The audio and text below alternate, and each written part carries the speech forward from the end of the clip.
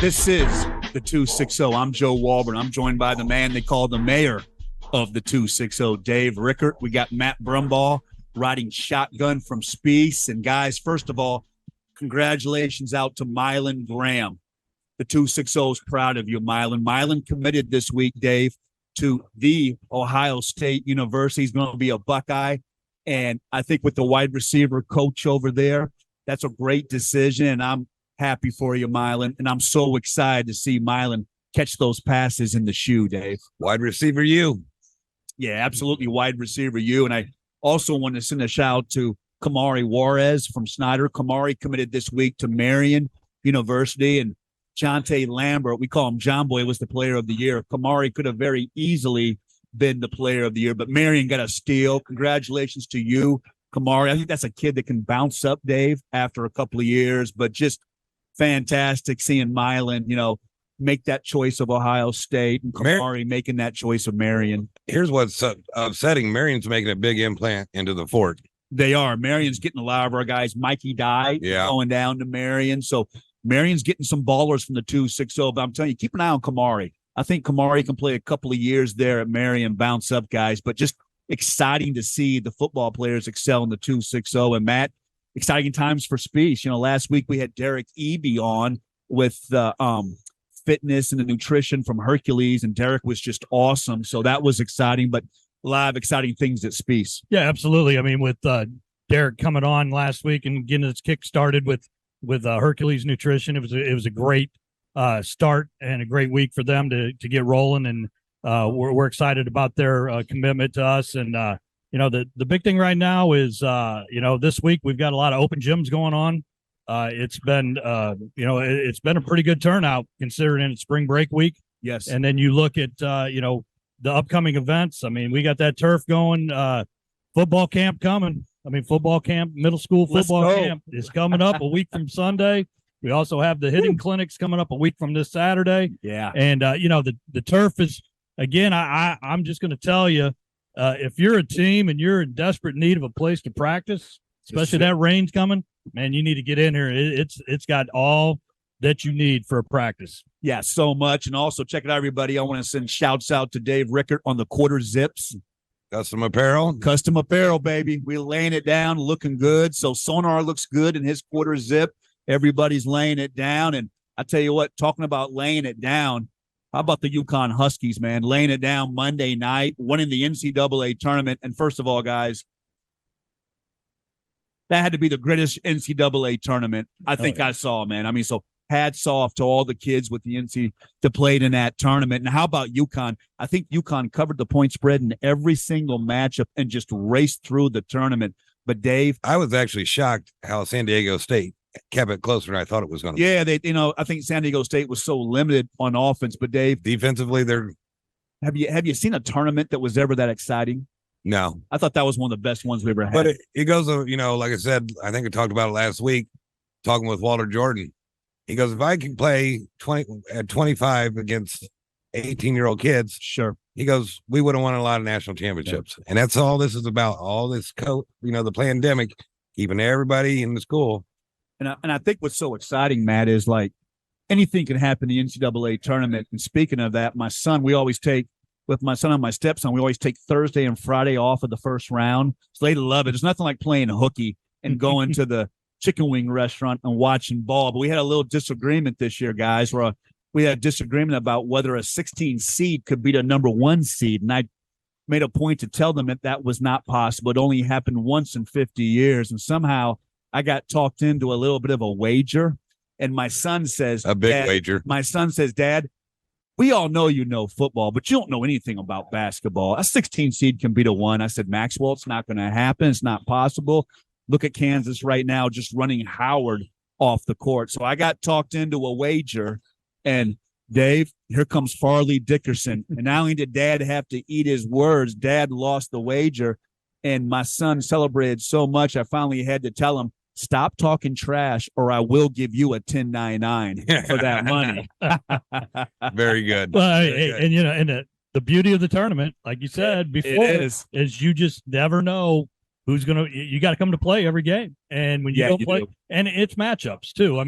at the end of the day, if you don't have the right matchup in your bracket, you're in trouble because you're gonna be in for a dogfight. And Purdue found that out. A lot of the higher seeds. I mean, Arizona. I picked Arizona to win the whole thing, and yeah, that went out the window with the first afternoon. So again, the tournament was exciting, and now the off season now.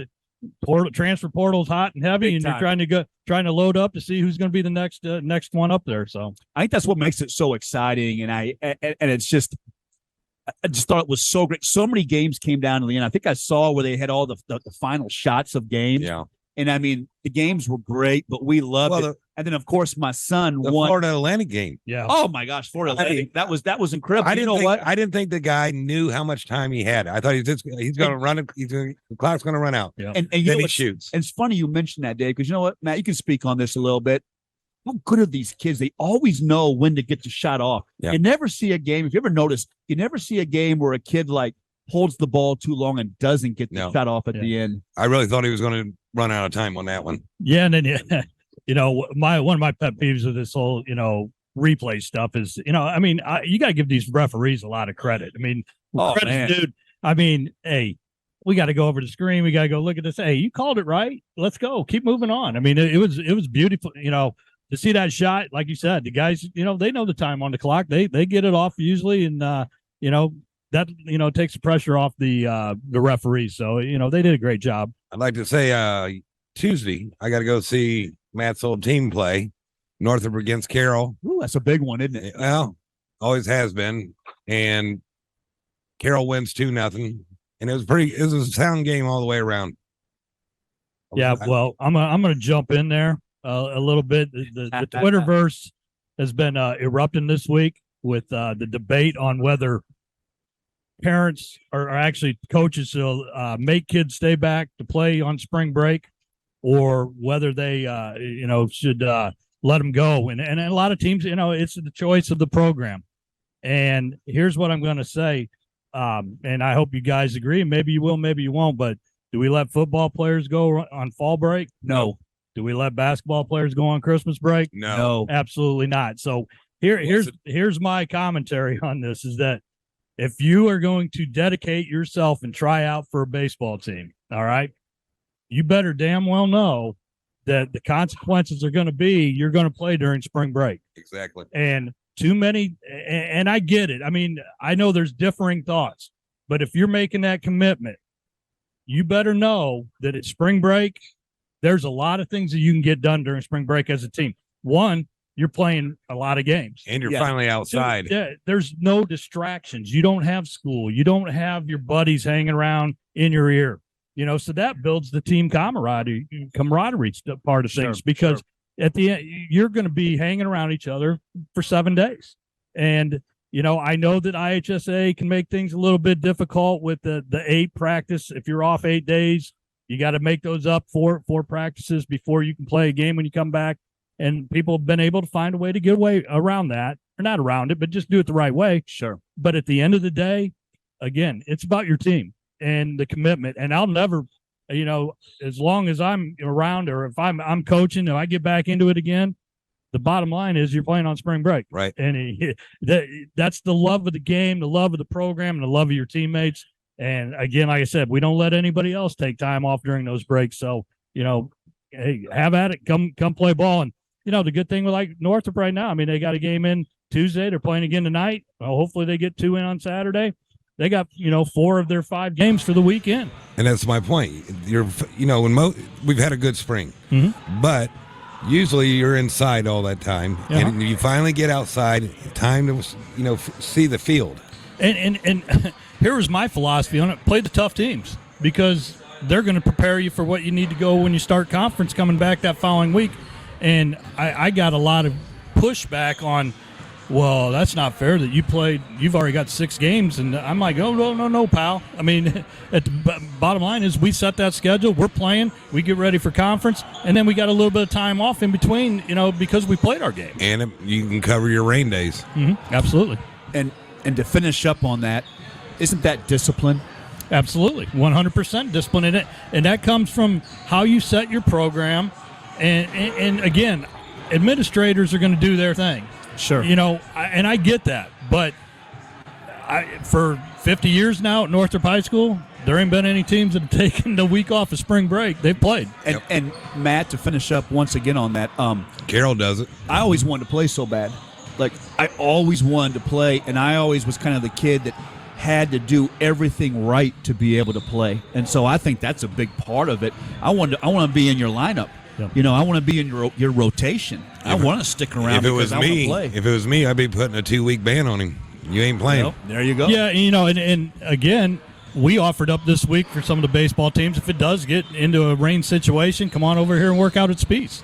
You know, it gives you a chance to come over and turf, get some ground balls and get some hitting in. And, you know, I think that's the purpose of this place, you know, with our baseball, with our turf, is that we have the opportunity to offer that up and give everybody a shot and continue their practices despite the weather. And, you know, it's been a pretty good week, though, for them to get out and play, which is great. Year. Yeah. But it don't work that way. Yeah, where can people find Spiece? SpieceFitness.com. Go to, you know, our training camp, their tab. You can look at baseball, football, softball, also volleyball, and Randy's doing a tremendous job. Yes. You know, the volleyball's picking up. We've gained people every week, which is exciting because, you know, he knows his stuff. He's got them. The good thing about it is his it's resume. A developmental. Yeah, his resume is great, but he's a technician. I mean, they start from the ground up and doing the drills that are going to make them better people and are better players. And you know, it's exciting. It's starting to catch on, and we're hoping our other programs will get to that point. Yeah, it's exciting, and the place is rocking tonight. It just feels like Spiece is alive out here tonight in the 260. And we talked about UConn's great run, Dave, and coming up next, how about the run of Indiana Tech all the way to the NAIA championship game? So we've got Blake Davidson from Indiana Tech, and we have the NAIA Coach of the Year, baby, and Ted Albert. So coming up next on the 260.